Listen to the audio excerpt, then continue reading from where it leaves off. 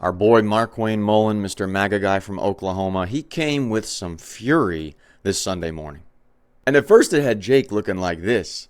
But then, I gotta keep it real, Jake Tapper over here started making some good points. And Markwayne Mullin, I don't think handled it that great. It's SeanDaniel here, and I'm finally back from my week break from YouTube because I was out in Washington, D.C. taking my parents around to see D.C. for the first time. Got a MAGA hat. Even got one for Brutus back there.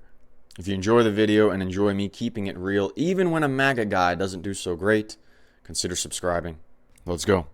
Joining us now is a close ally of President Trump, Senator Markwayne Mullin from the great state of Oklahoma. Senator, thank you so much for joining us. Appreciate it. Something you said on the Senate floor a couple days ago. Thanks for having me on, Jake.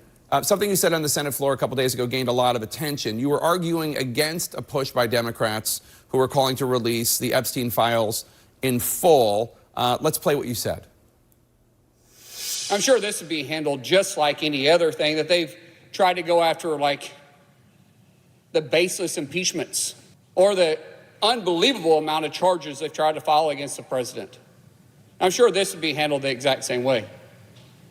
What we're simply wanting to do here is give them cover. Can you explain what you meant when you talked about giving cover there? Well, Jake, what you're doing is you're taking a 30-second clip from about a 6-minute debate. And by the way, we also put forth a resolution to allow the judges to release the information from these grand juries. So this is political theater. If you listen to the whole debate, you'd clearly understand what we had been talking about was Pam Bondi and the president and Congress wants transparency. We want them to release the files. However, we can't make them release it because of separation of power. The judges, the judicial branch, have the files and they have the documents. Every document that Pam Bondi has, every document that the Kash Patel has, they have been heard by a grand jury. And we saw the judge in Florida say, no, she's not releasing it. We're waiting on the judges in New York to say, are you going to release it or do you not? We all want transparency. And what's funny about this is the Democrats want it too. But when I put forth my resolution calling on them to do the same thing, which is what I was meaning by that term, is that we're trying to agree with Pam Bondi and with President Trump that we want transparency, we want the files released. But when I put my resolution forth, guess what? The Democrats also denied the request. So it's interesting to me, though, Jake, that for the last 4 years underneath President Biden, not one Democrat asked for the files to be released. Now they're all about transparency. But yet President Trump is the most transparent president we've had. I mean, look, you wrote the book literally on the biggest cover-up from the Biden administration, the cover-up that the previous administration covered completely for President Biden the whole time he was in office. So transparency is what we're all about. But the Democrats are trying to distract from their awful record and from the questions they need to ask, like who was signing the executive orders as an auto pen? Who was actually choosing to continue to run the Russian gate when we know it was a huge hoax? Who was making the decisions at the White House? And they can't answer that, so they're deciding to run a distraction by this Epstein file when it's a big hoax and the American people know it because they never said a word about it when Biden was in office. So before we hear Jake actually give a good question to Markwayne Mullin, realize that what he said is true. Everything in the media, everything that Democrats run is a distraction campaign. It's not based on the principle of something being right or wrong. It's based on taking one little thing and grabbing the attention of thousands, millions of Americans like me and you, and putting our focus on Trump, on the entire administration, on this one thing like they did with Kilmar Abrego Garcia, whatever. Because if he can get everybody distracted on this one thing, which sometimes is true, sometimes isn't, so much of that support can be gone and Trump's impact can be limited. But let's just take a step back here. The reason that we're here where we are is because for years, President Trump and the MAGA base and Trump's allies have been calling for the release of the Epstein files. And then after taking office, take a listen to what Attorney General Pam Bondi has been saying over the course of the past few months. Take a listen. What you're going to see, hopefully tomorrow, is a lot of flight logs, a lot of names. Everything's going to come out to the public. The public has a right to know. Americans have a right to know. There are tens of thousands of videos of Epstein with children. Now the administration is saying they can't release this information. Now, I understand you're talking about a resolution you offered calling for the grand jury to release transcripts from the grand jury investigation into Epstein and Ghislaine Maxwell, and a judge said no. But there's troves of information that the administration could release tomorrow if they wanted to, and they've been promising to, and they haven't. Oh, Jake, that's not true. You know better than that too, because you know every piece of file that they have, every video, every document, every flight log has all been heard by a grand jury. They've all been seen by a grand jury.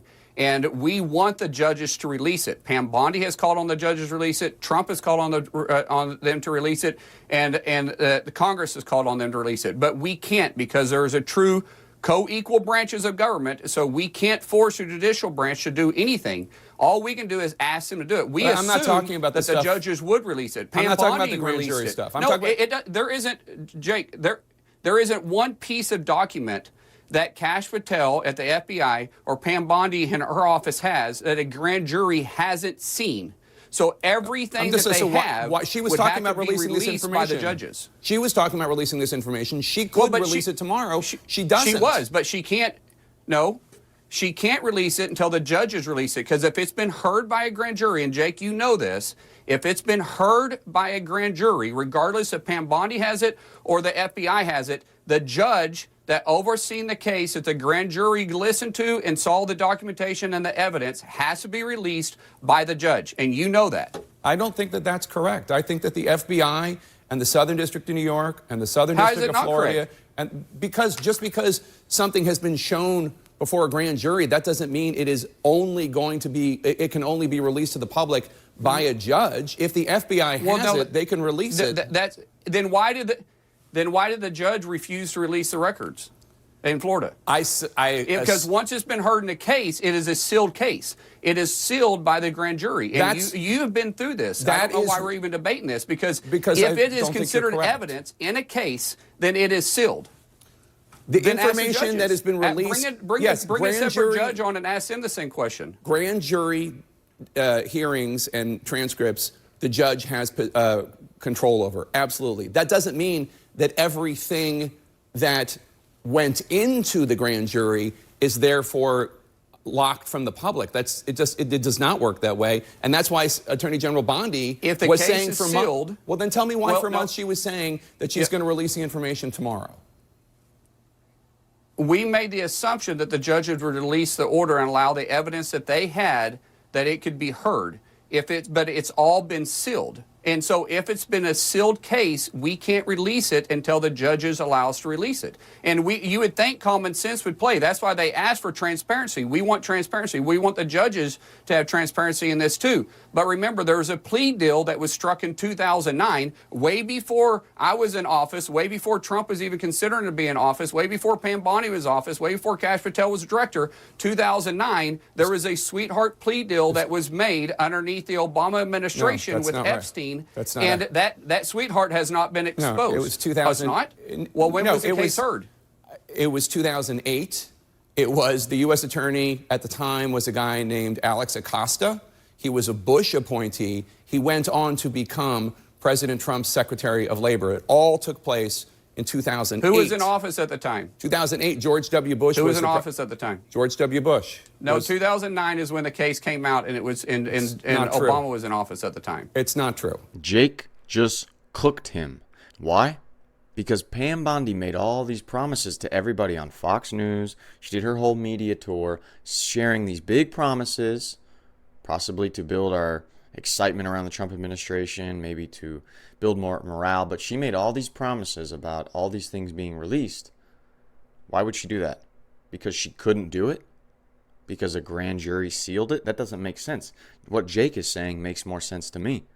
Let me know what you guys think down below. But I don't think Markwayne Mullin came here prepared with the right points.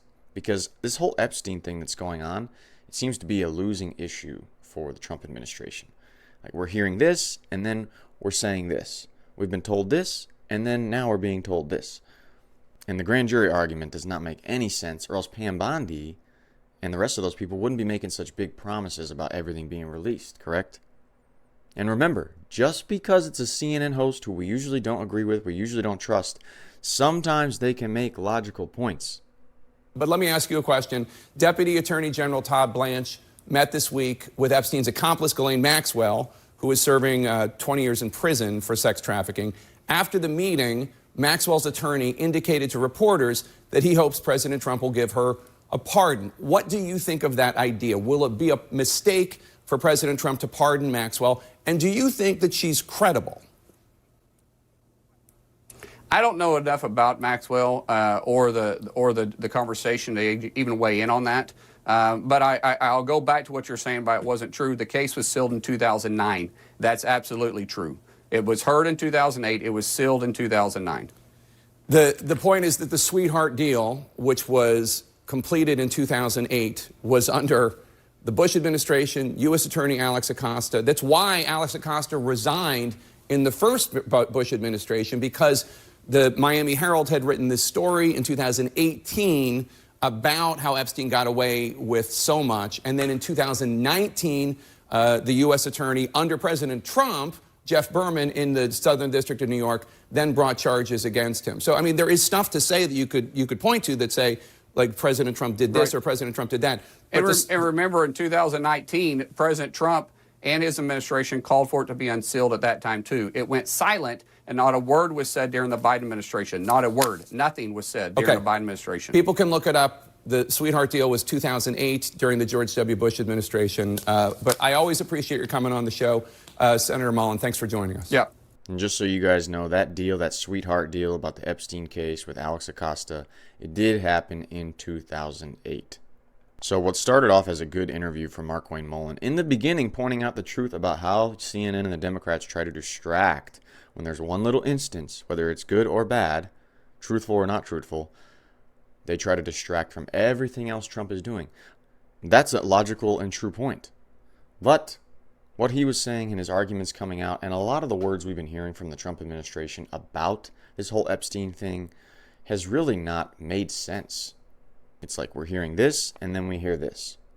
And an important thing I want you guys to remember that I learned on my recent trip to Washington, D.C., where I got this bad boy, and seeing the Department of Justice building over here. And that is that Pam Bondi oversees just, first of all, this entire massive building with tons and tons of offices. And according to Google, she oversees, because she's the head of the Department of Justice, she oversees over 115,000 people as employees. So can you imagine how many cases, how many situations, how many people, how many subcultures she has had to jump into, how many attitudes, how many games being played, how many situations, a multitude of things she has had to jump into and oversee. And then she doesn't handle this Epstein thing that great, and we all want to jump on her without even thinking about just how dark and powerful the people implicated in that thing are. And we just want to jump on her, get on her case, when we, a lot of us, have barely ran anything that has 20 people under us, 50 people under us, 100 people under us, let alone 1,000 people under us. So keep that in mind, even if Pam Bondi has not handled some things that great, even if someone like Markwayne Mullin doesn't handle things that great in an interview, they are dealing with so many things. Pam Bondi is. This guy, he's a senator. He has so many hearings, so many pieces of information, and they can't be perfect all the time. But it's still important to call out what we see and pay attention so we can see really what's going on. It's SeanDaniel here, and if you want to see another Jake Tapper interview with another Trump guy, check out this video down below. I'm about to film this video right now because the interview happened just after the Markwayne Mullin interview. So let's find out together how well the interview goes. I'll see you in the next one. I gotta learn how to salute with the hat.